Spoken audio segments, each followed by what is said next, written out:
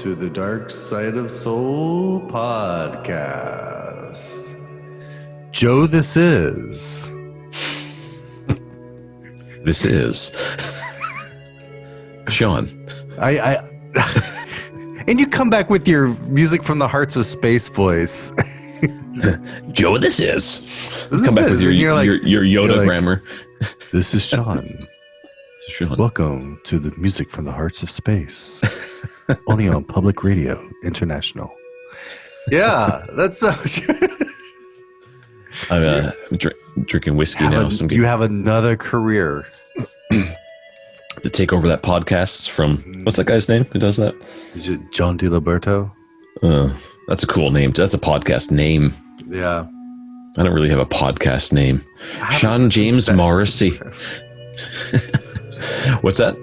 I haven't listened to that show in maybe like 2 decades, and I still remember every cadence of that. Right. So, right. Anyway, thank you for joining the Dark Side of Soul podcast. Today, it's going to be kind of gruesome. Quite gruesome. The way we likes it. Mm-hmm. Arr. Mm-hmm. We also run the Dark Side of Soul Ghost Walk right here in Seoul. You can book a tour at darksideofsoul.com. And we also sell a comic book, or we have available a comic book, Dark Side of Soul Weird Tales from Korean Lore, where we have spooky Korean folk tales drawn in all their visceral glory. And you can also hang out with us on our Facebook page at facebook.com/darksidesoul. I got it right this time. Oh, okay. Yes, Dark Side Soul. We regularly host horror movie watch parties together. They're getting harder to host. We'll come back next week. I'm gonna look at that this week, and then we'll maybe announce something different next week and how we're gonna do those. Okay. I'll keep that in mind. The trick is to always make it look like you're not having problems. Be like a duck. It's not my problem. Make it look like it's not a problem. It's not my problem. It's Facebook's problem. They change their system every so often. Oh, really? Okay. Yeah. It's a bit of it's difficult. It's becoming, they did the same thing a couple months ago and it was tough. So I'm going to try to switch that up a little bit, but for now, we're still doing the watch parties. Okay. And if you've had a supernatural experience in Korea, we are collecting them. Please contact us about that for a new tome we shall publish. Okay. Thank you. Tonight, I thought we'd tackle this one. It's been on my list for a long time. I thought let's go ahead and tackle a bigger one of the main subjects I talk about on my tour. I think you talk about on your tour, Sean. I switched up my tour and I don't mention it anymore. I've been asked about it, and I've brought it up when people have asked, but I haven't had it on my tour for about a year. Okay. We're talking about the great Catholic Christian beheadings that happened in the 1860s, specifically 1866 through 1871. This is a very significant happening because it had far-reaching repercussions, started chain reactions that we're still feeling today. And I'll explain my logic on this one. But it's also just such a bloody, bloody happening. So what we're going to talk about is this mass execution of Christians. And this was not just some isolated event. I mean, there were persecutions of Christians, specifically Catholics, because they were the ones making the inroads at the time. But they actually started around 1839. But there were a few waves of them, but they really got underway under the Daewongun. The Daewongun. Daewongun means like was like literally means something prince. Anyway, he's a regent. He's a regent. Yeah. He's a regent. Royal regent. Mm-hmm. Royal regent. And he was regent because his son was going to be king, but he was underage. Now you might be saying that doesn't make sense. If his son is going to be king, isn't he the king? Well, this is one of the ways we get around succession. In this case, the previous king did not have a male heir, a straightly delineated male heir. He didn't have a son. And so to get around it, he adopted a son from within his family, and they picked him out, and it was the closest one was who later became King Gojong. They picked him out. There's some special story that it was that the king had died, and that his the dowager queen, and others picked him, and while Gojong was flying a kite, he was basically picked up and brought to the palace. It's kind of like, it's almost like the beginning of The Last Emperor. They just picked him up and took him to the palace. It's a great legend. I really like that story. It's nonsense, of course, but it's a great legend. I love that story. It is nice. Mm-hmm. It is nice. Mm-hmm.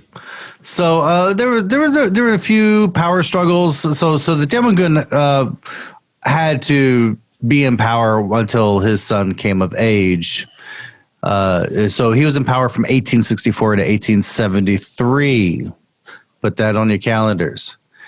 Now the big thing about the Daewongun, this is really what we're talking about. What's going on in the Joseon dynasty at this time? He was a Confucian restorist. That's actually my phrase I came up with, a Confucian restorist.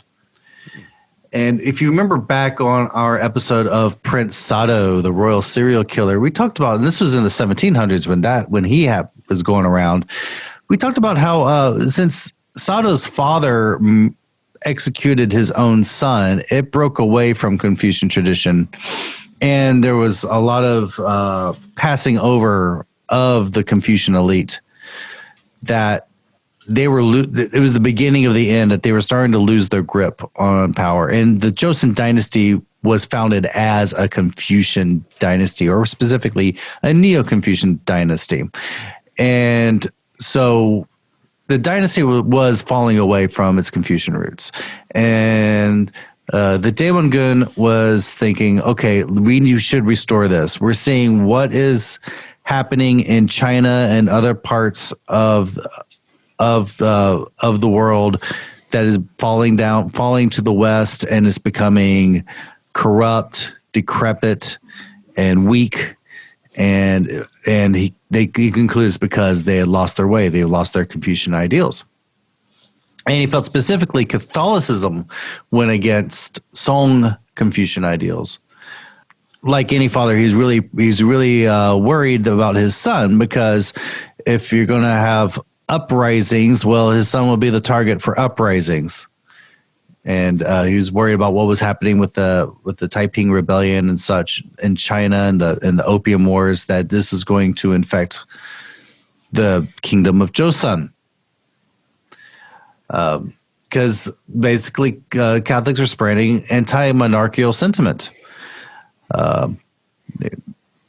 As was it a Mel Brooks thing? They say, "Oh, the peasants are revolting." He goes, "Oh yeah, they sure are. They smell bad." Or something like that. What was it? What was the line? I think that sounds about right. Okay. Yeah, I think they sure. Oh, good. Are. I'm making you laugh right now. Good. Yeah. If no one knows, I just finished a tour, and it's past midnight, and I usually fall asleep at 11. So.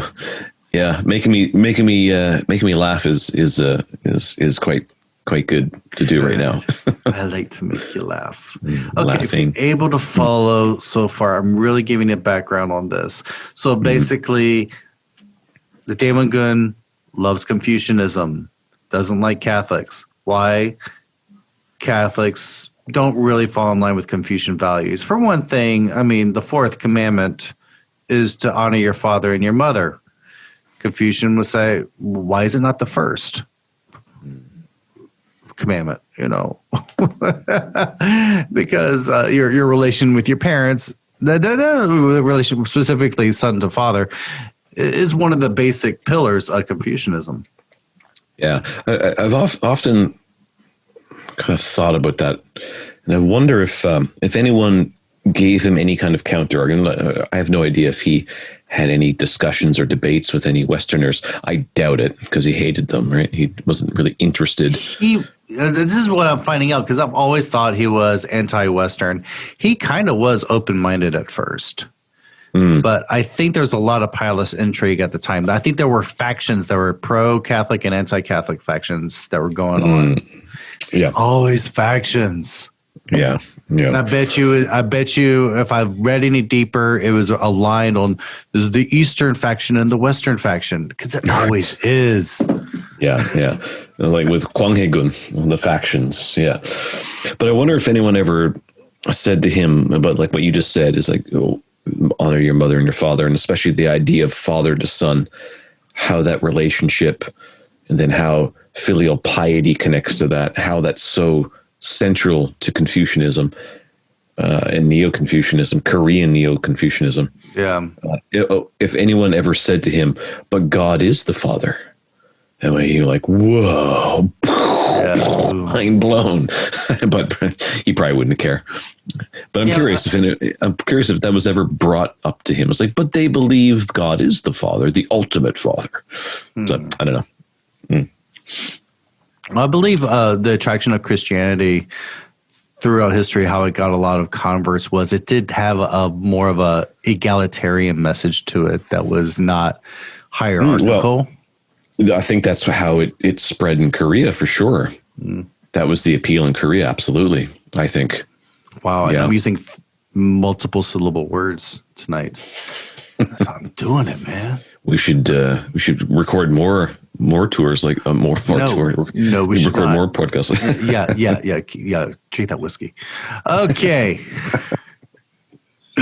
Another thing that was happening was Russia was expanding. They were following their southern expansion policy. They had already made inroads to China, demanded trade with China, forced it open.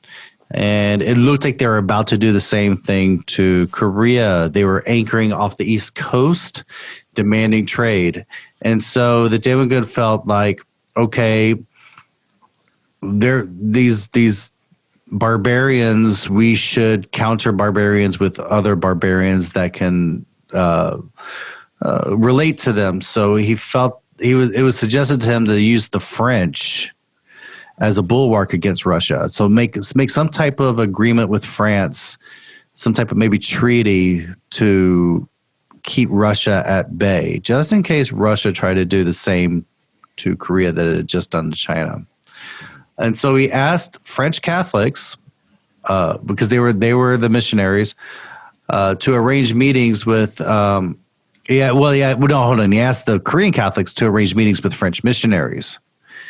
And he wanted to set up a meeting with the bishop and my can you pronounce the bishop's name? Bishop Simeon Francois Bernot. Did I get it right? Bernot. Bernot, yeah. Yeah, Bernot. It's a good vintage of Bernot. Simeon Francois. Yeah, Simeon Bernot. Francois Bernot. Mm-hmm. So he wanted to meet with he set up scheduled a meeting with the bishop, and the bishop didn't show up. Now, later on, there's been some speculation about why he didn't show up. For one thing, maybe Bernot thought it was a trap, or he didn't get instructions from his superiors saying that he could go and negotiate on behalf of the French church about this. Nonetheless, he stood up to Daewongun, and the Daewongun got angry. So there was even more anti-Catholic sentiment. It helped fuel the anti-Catholic factions in the Korean government. And there were rumors that Catholics were going in and out of Eunhyung-gung, which replaced that with the word communist, and you can get kind of what this was going on. It's kind of like the Red Scare going on.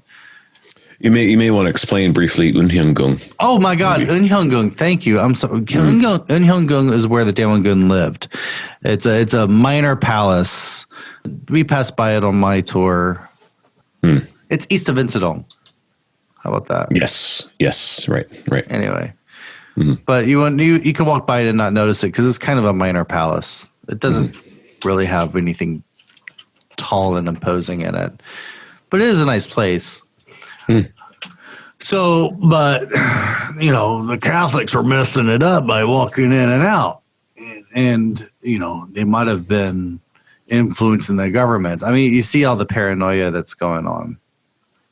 So, turns out Russia didn't really go forward with their expansion policy into Korea. So the Daewongun didn't really need that French treaty. So he's like, screw it. I'm just going to outlaw Christianity and just execute all these people. Just get rid of all this stuff. So they rounded up. There were 12 French missionaries in Korea at the time. 9 of them were rounded up and executed. 3 of them escaped. One of the people executed was Bishop Bernot. This is all in 1866. 3 escaped. 1 survivor was Father Riddell. He escaped on a fishing vessel with the help of 11 Korean Catholics. So this incident was known as the Byungin Yangyo, the Western disturbance of the Byungin year. Is the first Western Korean military engagement. So what happened was Riddell went back to where was it? It was, I want to say Shanghai. I could totally be wrong. Anyway, kind of went back to home. Went back to China.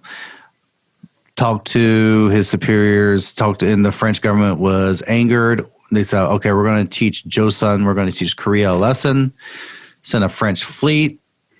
They attacked, and Riddell was on one of those ships, and they attacked Ganghwa Island twice, because the French really wanted to make a show because there was increasing violence against Christians inside China itself, and there was a growing anti-Western behavior in China. So this was kind of a message to China as well as punishing Korea. It's like, this is what we'll do to you if you mess with our missionaries. Was that? Oh, okay. No, this is. I'm thinking Boxer Rebellion, but the Boxer Rebellion was way after. Yeah, there was a little bit. You're right. Yeah. There are lots of rebellions at this time. I keep saying this. It's all Game of Thrones. Yeah. I was going one quotation from Rear Admiral Pierre Gustave Rosé. I think it's Rosé. Since Joseon killed 9 French priests, we shall avenge by killing 9,000 Koreans. This whole campaign lasted a full 6 weeks, but then it ended with the French being repelled. They did not succeed. They did not invade Korea. Well, they did not take over Korea. They didn't really punish Korea that much. So the Daewongun felt emboldened, and basically the government said the waters of the Han River, which is tainted by Western barbarians, must be purified with the blood of Western learners, which means Catholics. Those Catholics have brought the outlanders here. And so what they did was they rounded up Korean Catholics. Most of them had no trials. So the reason, and we have incomplete records because they didn't have trials. They just brought them up. And during this, they wanted to reject all foreign contact through all this, except for China, but basically mainly foreign contact. Anyone from the West, including Russia and Japan, keeping Japan out. Anyone with types of expansionist tendencies. Korea has always had this special relationship with China. It's a rabbit with its face towards China. It's shaped like a rabbit, and so. Despite, and you even see this happening today. This is why some countries like the U.S. can make the smallest slights against Korea, and Korea will go nuts. But China can do. It takes a lot for China to get Korea angry. Yeah, I can think of one just quick. Thinking about how the battle, the fight, the argument with Japan around Dokdo Oh, yeah. really angers Koreans, but China has claimed Baekdusan several times. They're like, "Oh no, this is Chinese land." The Baekdusan's the big mountain. So everyone listened to our previous episode about mountains, gods, ghosts, and killers, and I talk about Baekdusan, and in the monsters episode, I talk about Baekdusan. Yeah, China's said at least a couple of times. It's like, oh yeah, Baekdusan, that's Chinese. Yeah. I'd say specifically these days, the government it takes a lot for the Korean government to respond firmly with China. Politically, I see. Yeah. Yes. Yeah, Okay. that too. I'm more specifically, I'm thinking of when there were waves of Korean fishermen being killed by Chinese sailors. Yeah. Or no, take that back. Turn it around. It was Chinese fishermen that were killing Korean Coast Guard officials. And Korea just didn't retaliate against us. They let China get away with it. Things like that. Anyway, so it's kind of taken a passive approach with China, but firm approach with all other powers. So it wanted no treaties, no trade, no Catholics, no West, and no Japan. And so the Daewongun ordered that this one area called Yanghwajin be designated as the place to execute all of these Catholics. Now, this was chosen because it was right next to the water. And so it could flow, it could purify the land by their blood can just flow outside of Korea. Trickle down the hill. Mm-hmm. And this was known as the Byungin persecution, the Byungin Bakke, because it was in the year of the Byungin.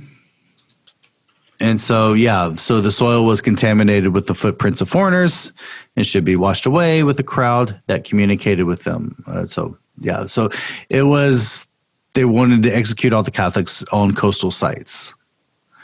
The first to be executed was Francis Isong Lee, who is a medical practitioner, and his family. Lee himself was from Hwanghae, up in what is now North Korea.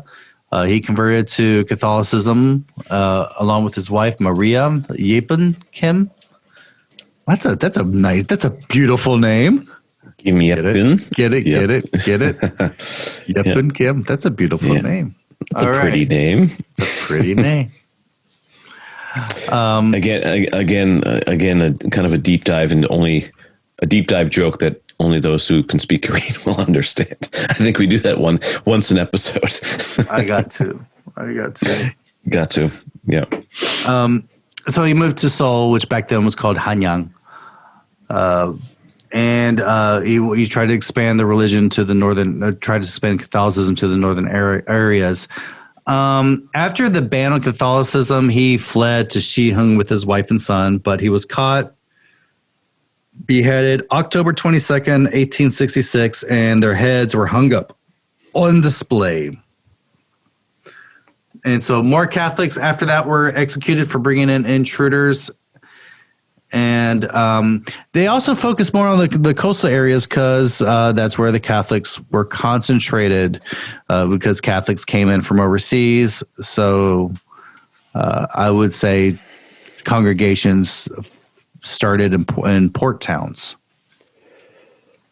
The most common way for execution was beheading with a sharp object like an axe, a sword.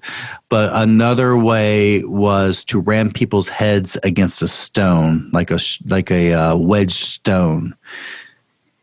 I know that's a bad way to go. Because that's at least if you get your head cut off, as long as the cut's clean, the death is very, very fast. Yeah. although, but I think like if they jam your head against a wedge stone, there's there's probably a good chance that you'll lose consciousness as well, pretty fast. But just you just know that's coming, and someone's going to ram your head against it. It's not a Mary Queen of Scots death. Yeah, I think the anticipation of a gruesome death is probably worse than the death itself. Yeah. And I think that's what the whole point of execution is. Like, I think when people are electrocuted, it's probably, I don't know, but I think the amount of pain that people have, I think they probably just go numb. But the anticipation of being, shit, I'm in an electric chair. Like they're going to drop that soon. They're going to turn on the voltage.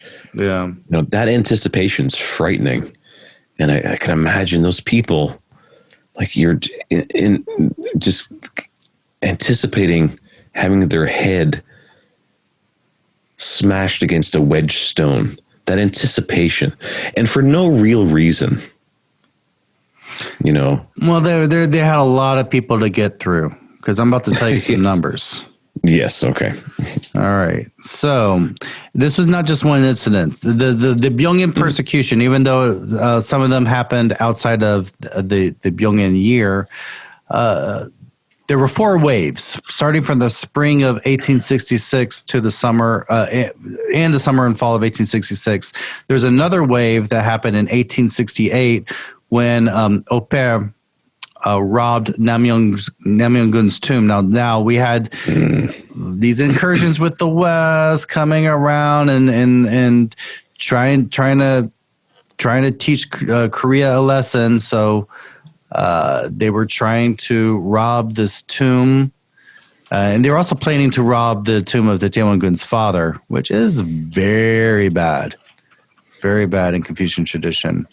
And he was thwarted at getting Daewongun's tomb. I think he got a few documents from Namyeongun's tomb, and that was in French museums up until fairly recent, up until the Lee Myung-bak administration did France return those documents back to Korea. Oh yeah, right. They were the restitution of the documents. Yeah, right. Yeah, I forgot about that. So when that happened, more people were killed.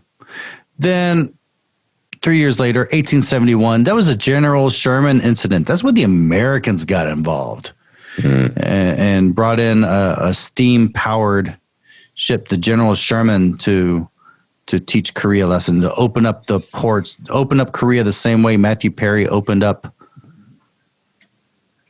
I was going to make a Friends joke. The same way Matthew Perry opened up Japan. And so, yeah. You got that one. 1871 and the Daewongun. And also Matthew Perry just makes me think of Friends. That's what I'm saying. Yeah. Let's just keep going. Yeah. Matthew Perry opened up Japan so that, Ross and Matthew Phoebe could go shopping. Perry. Right. Daewongun really wanted to root out the remaining Catholics, so another wave of executions in 1871. Now, this is there's so many estimates on how many total people were killed. The lowest, well, no. Okay. One of the lowest estimates has been 3,000. The highest estimate I've heard is 10,000. The most common number I'm hearing is 8,000. So in between there. Now, there is a shrine on Joseon now. There's also a church. And the officials at the shrine say 177 were killed, but that might have just been one wave. But officially, only 29 deaths were recorded because I guess those are the only ones who actually got trials. And I do mention... Yeah, I'll mention that a little bit later. But there was a shrine. A shrine is there. And Peter Soonjip Park's testimony about the Byungin persecution, he identified many of the martyrs, so that's why some of them are recorded. And this particular one was different from the other Catholic persecutions. There were some in the past. There was a Shinyu persecution of 1801 and the Gihei persecution of 1839. But those were just religious purges. The Daewongun persecutions were more like retaliation against Western incursions. It's a counterattack against Western influence in Asia. And this was so extreme. This is pretty much a regicide. It really did purge Korea so much of Catholicism that it never did recover. Yeah. Catholicism does exist in Korea, but it is extremely minor. Protestantism is the major, would you say the major religion? I mean, Buddhism and Protestantism are pretty much. I think the last thing I've seen was a couple of years ago. People who are irreligious are the larger number, almost half. But you're talking about with beliefs. I think if you say collectively, Christianity is the most, but that includes Catholicism and Protestantism. But if you break them down by denomination, yeah, Protestantism is way more than Catholicism. Right. But I still think Protestantism and Buddhism are kind of neck and neck. But I haven't seen any recent numbers on that. So I don't know. Say in the last three to five years, I haven't seen any recent numbers on it, so I'm not sure. Mm-hmm. There is this painting I want to get a print of. Mm-hmm. Have you seen this? It's a painting of the beheadings on Jeoldusan. And that's what the mountain was called. It was Jeoldusan afterwards, Beheading Mountain. Jeoldu. Head. Jeoldusan. Mm-hmm. And which painting? I've seen a few, but what's this one? It's this looks like this bucolic Asian painting, with the misty mountains in the background, and the flowing river in the foreground, and the stylized rock, and headless, bloody bodies plummeting into the water. Yeah, I have seen that. I love that. Yeah. What year is? I'm gonna look. I want to find that. I really want to get a print of that. I wonder if I just search Jeoldusan. I think if you search Jeoldusan, you'll find it.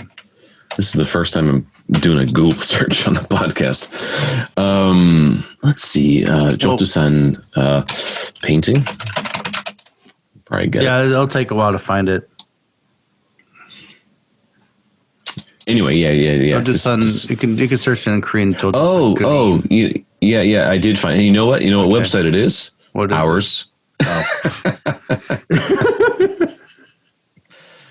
It is ours. It's our website. So what lies did I post when I did that?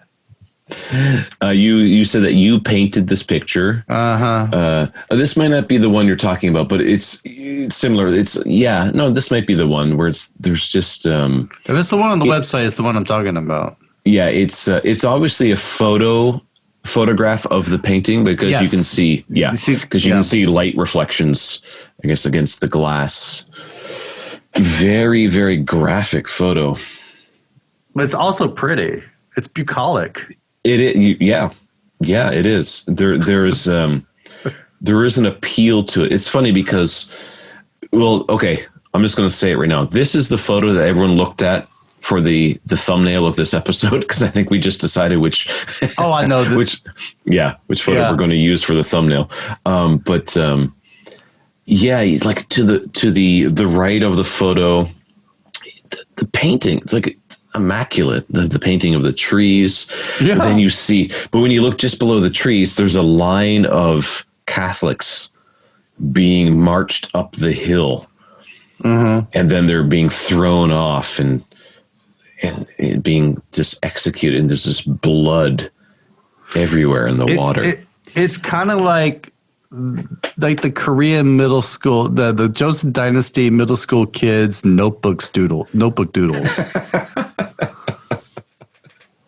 Yeah, I would have drawn something like this in Yeah. school. I probably drew something like this a few days ago, I think. Yeah. My daughter's in kindergarten. She draws stuff like this. It's just beautiful painting, and then it's like, I want death and blood. Yeah. Daewongun. Why that's Daewongun. Daewongun. I got to put on some Daewongun now. Let's fade out with some Daewongun. Anyway, yeah. So this Ronnie painting, James Dio. All the more obscure 80s hair metal bands. Yeah. All right, Rest so in this peace, is my way of stretching this, how the legacy of the Pyongyang persecutions were. As you mentioned, the Pyongyang persecutions brought in the Americans, the General Sherman brought that in. And so it made Korea quite a target for the West because they've already repelled the French, they've repelled the Americans. So suddenly they got on the radars of a lot of powers, and people started noticing Korea as quite a strategic place to get into. And so after the General Sherman incident, there were more concerted efforts to open up the Joseon Kingdom. And all these countries vying for position ended up with the first one to get through was Japan with the Ganghwa Treaty of 1876. This was the beginning of Japanese incursions into Korea, which So in Japan really wanted to go into Korea. Now this was Japan's imperial stance. This isn't my thinking. This was Japan's imperial stance at the time. Because the West was expanding so much into Asia, Japan felt it was its duty to protect its Asian brothers by invading them. It's like, well, you're going to be invaded anyway. Might as well be us. Right. Yeah. And that was their stance for quite some time, all the way to this is not really my field, and definitely not my area of history in Korea, but up until the Protectorate Treaty in 1905. Yeah, like the Protectorate, and I'm doing air quotes for people who don't have the video. The Protectorate Treaty. Yeah. Yeah, so you think about it, the beheadings led to all these powers wanting to go into Korea forcefully. And Japan ended up winning this one. Now, there was another. Japan did get Korea because it won the Russo-Japanese War. Led to Japanese colonization of Korea. Then we get World War II. And from World War II, we get a divided Korean peninsula, which leads to the North and South Korea problem we have today. All from the Pyongyang persecution. That's what I say. Yeah, that's an interesting view. Like, man, like that period of time from, so say the 1866. Yeah. Really with the rise of Daewongun. So when Gojong was selected, because Joseon, the king before, he was very odd king. There's that's another episode we could do probably. Kind of an unusual, weird kind of circumstances, kind of a sad, unusual king. And then Gojong, but being young, how old was he? He was like 12 years old. Something around that age, yeah. Yeah, when he was given the throne, but of course not old enough to rule, so his father took over. And then how much he loved that, I'm sure. Look at me, I'm regent. It was the Dowager Queen first, but she just said, "Screw this, I'm out of here. You take it over, buddy." Yeah, and then it's really from that time, like the 1860s up until it's almost a century of just complete chaos on this peninsula. Mm-hmm. Almost a full century. If you go all the way, say 1866, all the way to the Park Chung-hee era, and then beyond that, up until John Duhan and stuff that we talked about in previous episodes as well. Yeah, just absolute chaos for a century. Yeah, This is such a sad modern history in Korea. All started with 1866. Yeah, I think in a lot of ways you're right. I think like it really, although Japan annexed Korea fully in 1910, the Protector Treaty was 1905, and then you just trace it back. I think the Ganghwa Treaty in when was that? 1876. The Ganghwa Treaty, because the Ganghwa Treaty made it possible for all these other powers to get into Korea. And that's right. That was one of the stipulations, right? Korea had to reopen. Yeah, and this is why I call it the Game of Thrones time, because if you ever went through Game of Thrones, the books or the TV show, it is so difficult to keep track of all the different houses and who's on top and who's allied with who. That's exactly what Korea was from 1876 to 1905. Right. It was. You couldn't keep track of who was allied with who. I mean, Queen Min was allied with Russia, was allied with the America, was allied with China. Who just everyone's shifting alliances so many times. Yeah, it's crazy. And there are historians, some of our colleagues. I had a Korean historian on my tour last week. Very nice man. I never met him before, but very, very nice fellow. And he enjoyed my tour because my tour is mostly folklore. So he was when the tour was finished, he's like, that was 99% new. I didn't know any of that stuff. Wow. He said like his thing is modern, like the early 20th century Korea. That's his focus. So like there's just so much went on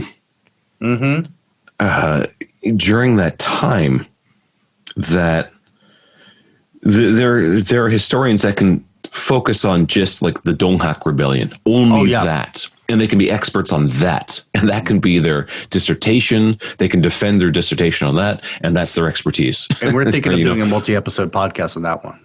I know. So, or you can choose any of these events, the General Sherman events. Another one of our colleagues is an expert on these, Thomas DuVernay. He's an expert on the General Sherman and the American anything with Ganghwa incidents. Ganghwa-do. He's really pissed off about Mr. Sunshine, the TV show. I know. The historical inaccuracies of the beginning of this. Yeah. It was like, I had someone on my tour. I think it was the big tour I did last week, and someone's like, "Oh, have you seen Mr. Sunshine?" I'm like, "No, I haven't actually," but I said, "I know people have it, and people absolutely hate it." They're like, "Oh, really?" It's like, "Yeah, I know historians that can't stand it." And they're like, "Really? Why?" It's like, "Well, nonetheless, it's stylized and it's kind of nice." Yeah, I didn't see it, so I have no comment on it. I watched a few myself. episodes. Right, it's nice. Anyway, it has a romantic. We don't have many really cool dramas in that period, and it was a very romantic. Like you could say, okay, I'll say it this way: it's a fanfic version of Korea during that period. How about that? Still haven't seen it. Nah, it was fine. But I have to get to it. It was fine. Gosh, I was going to say something more about that. Oh, yeah. But anyway, every time I reread that part of history, 1876 to 1905, I have to reread it. I cannot keep track of all the alliances going on there. It's crazy. It's another reason I just love this history. Yeah. Now, these days, I've mentioned that there is a shrine. There's a church on Joseon on the mountain. It was built in the late 1960s. They do have one of those stones that was used to bash people's heads on. And they have lots of shrines to the martyrs, lots of statues. They have lots of torture devices too. If you go down in the basement, they have the execution devices and they have blood stains still on them. Has that been verified? Are there blood stains still on them? Yeah, there are people that have been on my tour that saw it in person, and I looked up a few articles, and they said there's bloodstains on them. I see. So that's my sources. That's my sources. Mm-hmm. Yeah, and I thought about this. This is the final revenge. Is like all those martyrs that were murdered under the Daewongun. They got statues made of them, but how many statues do we have of the Daewongun? Yeah, I can't think of anything. Yeah, we have one painting of them that I know of, and that's it. There's a photo of him, isn't there? Oh, there's a photo too. You're right. Yeah, there's a photo.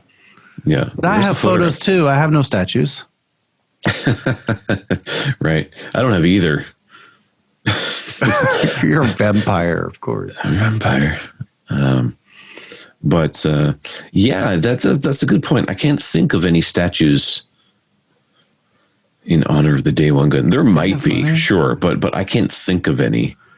I love these little ironies of history, how the person in power, the person who was the most famous person of his time ends up becoming forgotten, while unknowns become the ones who are remembered. Well, yeah, and he got plucked up by China and sent to China, arrested and sent to China a couple of times. We're going to do another episode about that one time. Yeah. About the. I want to do one on the Daewongun Queen Men fights. Right. Battles. The battles. They did not like each other, but you know, she was controversial. The Battle of the Rose of Sharons. War of the Rose of Sharons. Yeah, War of the Rose of Sharons. There we go. Yeah. But you know, and Queen Min was controversial as well. There was a lot of people that really did not like her. When she was alive. She what's that? You don't.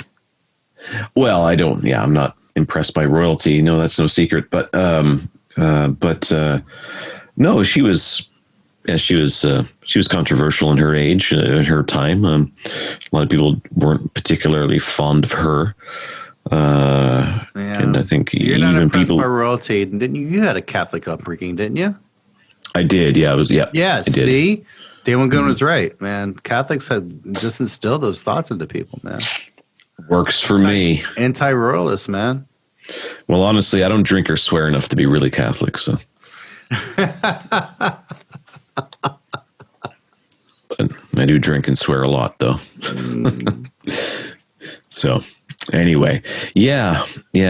Interesting figure, the Daewongun.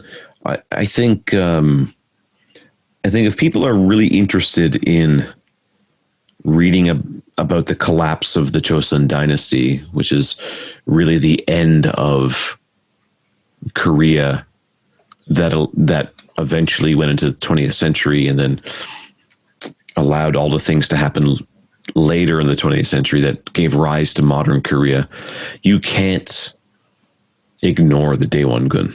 Hongsan Daewongun is indelible to the history of late 1800s Korea. You have to learn about him. Yeah. It's interesting fellow. His efforts to keep outsiders out of Korea led to outsiders going into Korea. Yeah, and just think, not long after. Yeah. Not very long after, by say 1866, when he started the executions, and killed those 9 French missionaries, Catholic missionaries. 1866. 30 years later, there were foreigners up and down this peninsula. They were everywhere. They were mining at the time. They were in Seoul. They were writing about Seoul. They had introduced Western medicine. They had introduced veterinary medicine by that time. I think Schofield. It was Schofield who did that. I think he was here by that time. He introduced Western veterinary medicine. But yeah. Within 30 years, they were everywhere. The more Bishop was here by the time. The more I read into the Daewongun, I find him such a complex character. I find him his similarities to Richard Nixon. Oh, how so?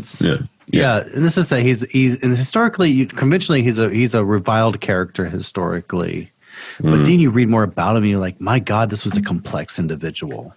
Yeah, right. Yeah, I think that's the case for a lot of people who are reviled. And I think the farther we move away from people in history, things tend to turn to pop history. And I think, especially if there are not as many records, but there may be in the common thinking or the common view, the outside of the views outside of the historian or the people, even armchair historians, there's a pop view of it. And I do think there's a pop view of Queen Min.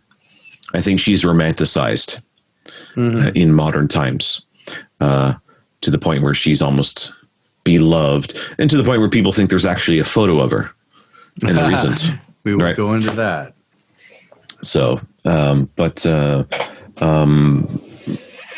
good example in history going farther back, and not Korea, but Vlad the Impaler, Vlad III, Vlad Tepes, who was a voivod of Wallachia, and in Transylvania, often said to be the blueprint for Bram Stoker's Dracula, the character.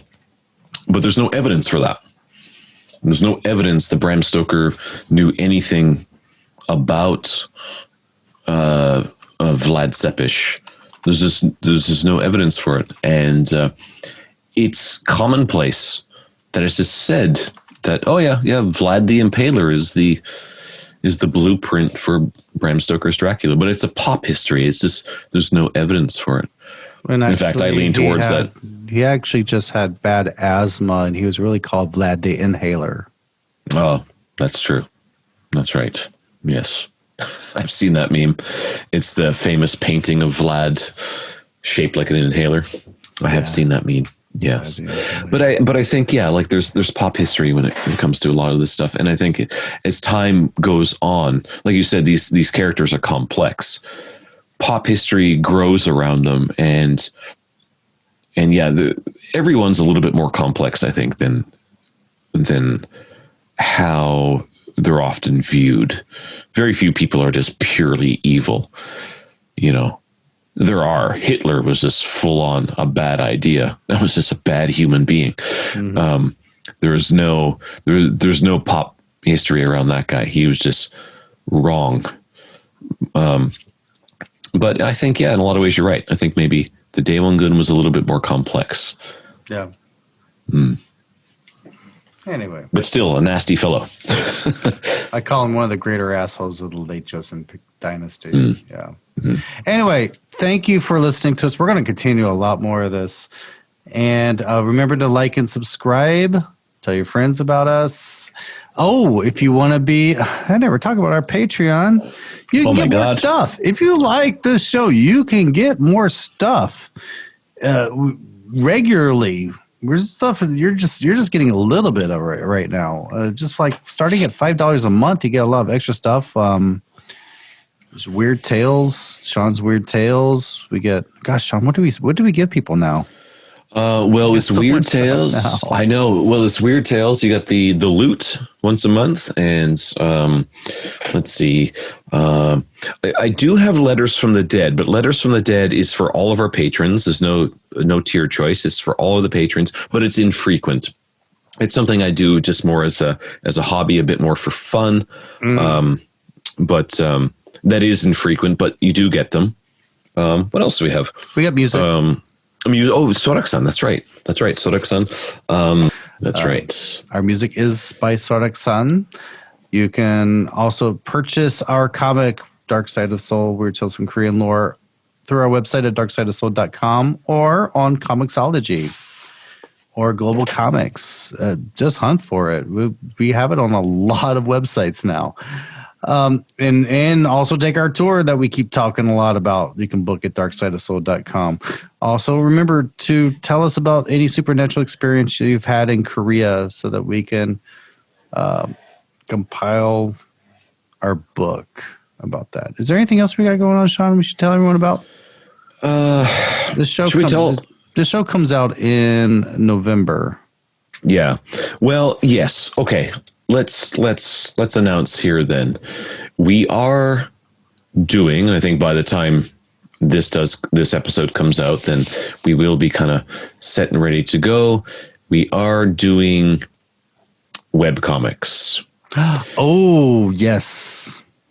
We're working with a wonderful artist to start, and we will have other artists involved. We are speaking with other artists as well. As of recording, everything might be set and ready to go by the time we do the release of this episode. We will do webcomics, and they will be short. We're still kind of working on when they'll be released, probably thinking weekly. But what would they be about?